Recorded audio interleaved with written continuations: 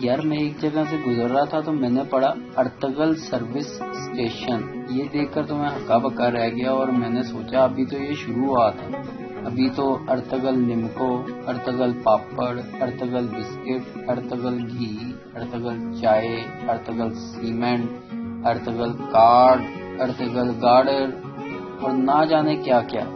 صدیوں پہلے اس مرد مجاہد کو پتہ بھی نہیں ہوگا کہ ترکوں سے زیادہ پاکستانی مجھ سے محبت کریں گے. جب کوئی تمہاری خدمت اپنے ٹبر سمیت کرنا چاہتا ہو تو سمجھ جاؤ تمہیں چونا لگنے لگا ہے. ایک لڑکا جس لڑکی کو پسند کرتا تھا اس سے کہنے لگا کہ مجھے کوئی ایسا تحفہ دے دو جو میں اپنے پاس رکھ سکوں. لڑکی نے اپنے جوتے کا تلا اتار کر دے دیا. لڑکا وہ تلا سنار کے پاس لے گیا اور اس سے کہا کہ چاندی کا فریم بنا کر اس میں جڑ دو. سنار نے کہا کہ کل آ کر لے جانا.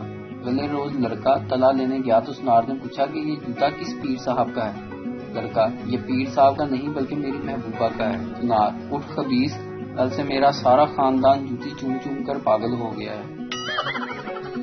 ایک عورت موٹی عورت سے: تمہیں کبھی اپنے موٹاپے کا احساس ہوا ہے؟